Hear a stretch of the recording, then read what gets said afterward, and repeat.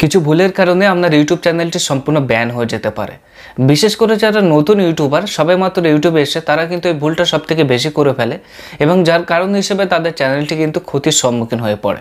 তো আজকের ভিডিওতে কিছু ইম্পর্টেন্ট টিপস শেয়ার করতে চলেছি বা কিছু ইম্পর্টেন্ট পয়েন্ট শেয়ার করতে চলেছি যেগুলো আপনার একদমই করা উচিত নয় আপনার চ্যানেলটিকে সুরক্ষিত রাখার জন্য। নম্বর 1, কমেন্ট স্প্যাম। আপনি মাঝে মধ্যে দেখে থাকবেন যেখানে লাইভ ভিডিও চলছে, প্রচুর সংখ্যক ভিজিটর সেই ভিডিও দেখছে, কিংবা এমন কোনো ভিডিও যেটি ট্রেন্ডিংয়ে চলছে এবং প্রচুর সংখ্যক ভিজিটর সেই ভিডিওটি দেখেছে বা ভবিষ্যতে সেই ভিডিওতে অনেক বেশি পরিমাণে ভিউস আসবে।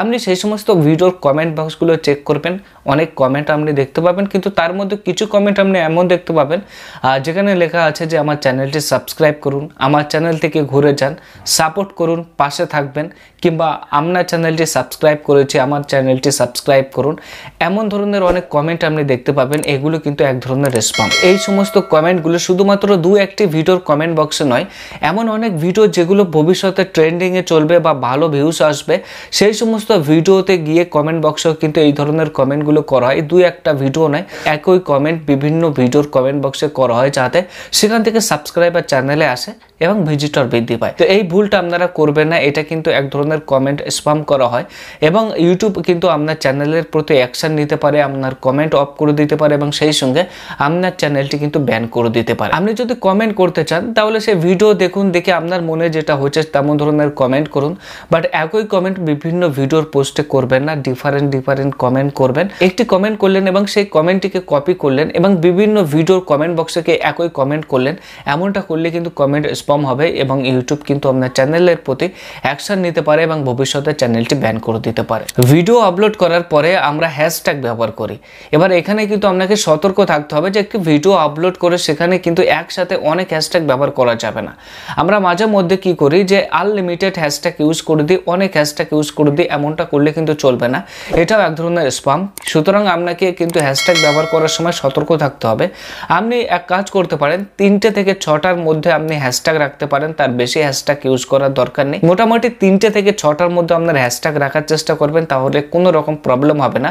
বাট এর বেশি যদি আপনি হ্যাশট্যাগ ব্যবহার করেন তাহলে কিন্তু সেটা স্প্যামের পর্যায়ে পড়ে যায়। সুতরাং আপনি অবশ্যই খেয়াল রাখবেন যখন হ্যাশট্যাগ ব্যবহার করবেন 3টে থেকে 6টার মধ্যে হ্যাশট্যাগ রাখার অবশ্যই চেষ্টা করবেন।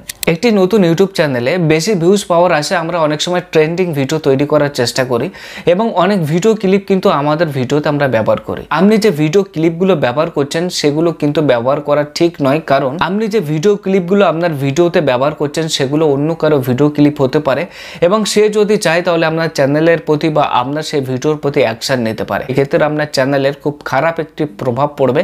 এবার আপনি যদি মাল্টিপল ভিডিওতে বিভিন্ন মানুষের ভিডিও ক্লিপ ব্যবহার করে থাকেন তাহলে একসঙ্গে তারা যখন আপনার চ্যানেলের প্রতি অ্যাকশন নেবে তখন কিন্তু আপনি আপনার চ্যানেলটি হারাতে পারেন। তাই আপনি সর্বদা চেষ্টা করবেন নিজের ভিডিও আপলোড করার, অন্য কারো ভিডিও ক্লিপ ব্যবহার না করার বা এমন ভিডিও ক্লিপ ব্যবহার করতে যেগুলো সম্পূর্ণ ফ্রি এবং আপনার নিজের ক্রিয়েটিভিটি থাকবে এমন ধরনের ভিডিও ক্লিপ আপনি ব্যবহার করতে পারেন, তাহলে কিন্তু কোনো রকম প্রবলেম হবে না।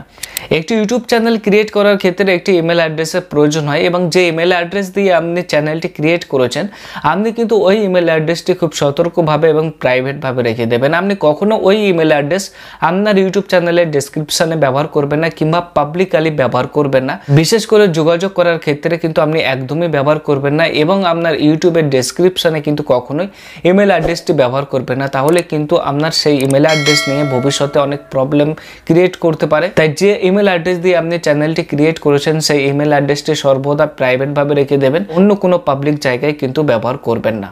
অনেক সময় এমন থার্ড পার্টি অ্যাপ্লিকেশনের প্রয়োজন হয়ে পড়ে ইউটিউব ভিডিও তৈরির জন্য বা ইউটিউব চ্যানেলের জন্য, বাট এক্ষেত্রে আপনাদের বলবো যে কোনো থার্ড পার্টি অ্যাপ্লিকেশন আপনার ইউটিউব চ্যানেলের সঙ্গে যুক্ত না করাই ভালো। এক্ষেত্রে আপনাকে যদি যুক্ত করতে হয় তাহলে আপনি কিন্তু খুব ভালোভাবে চেক করবেন, চেক করে দেখবেন যে কোন থার্ড পার্টি অ্যাপ্লিকেশানটি যুক্ত করলে কোনো রকম প্রবলেম হবে না আপনার চ্যানেলের ক্ষেত্রে। সেই রকম ধরনের অ্যাপ্লিকেশান কিন্তু আপনার চ্যানেলের সঙ্গে আপনি যুক্ত করতে পারেন। তবে এক্ষেত্রে আপনাকে যেটা সাজেস্ট করব, আপনি কখনোই যে ইমেল অ্যাড্রেস দিয়ে ইউটিউব চ্যানেলটি ক্রিয়েট করেছেন সেই ইমেল অ্যাড্রেস দিয়ে কোনো থার্ড পার্টি অ্যাপ্লিকেশান যুক্ত করবেন না বা আপনার ইউটিউব চ্যানেলের সঙ্গে কোনো থার্ড পার্টি অ্যাপ্লিকেশান যুক্ত না করাই ভালো, কারণ আপনার চ্যানেলের সমস্ত ইনফরমেশন কিন্তু সেই সমস্ত থার্ড পার্টি অ্যাপ্লিকেশানের কাছে চলে যেতে পারে এবং সেখান থেকে আপনার চ্যানেলটিকে পরবর্তীকালে প্রবলেমে ফেলতে পারে। সুতরাং আপনি সর্বদা চেষ্টা করবেন কোনো থার্ড পার্টি অ্যাপ্লিকেশান যাতে আপনার ইউটিউব চ্যানেলের সঙ্গে যুক্ত না হয়। লাস্ট যে বিষয় বলতে চলেছি সেটি অত্যন্ত গুরুত্বপূর্ণ এবং এই কারণে বিভিন্ন চ্যানেল কিন্তু মানুষের হাতছাড়া হয়ে গেছে বা প্রবলেমের সম্মুখীন হতে হয়েছে। এমন অনেক ইমেল আপনি পাবেন যেখানে কোনো ব্র্যান্ডের প্রমোশন করতে বলবে বা স্পন্সর করতে বলবে বা অ্যাডের জন্য আপনার সঙ্গে কিন্তু যোগাযোগ করবে। এখানেই কিন্তু আপনাকে সর্বদা সতর্ক থাকতে হবে যে কোনটা রিয়েল আর কোনটা ফেক, এটি কিন্তু আপনাকে যাচাই করতে হবে।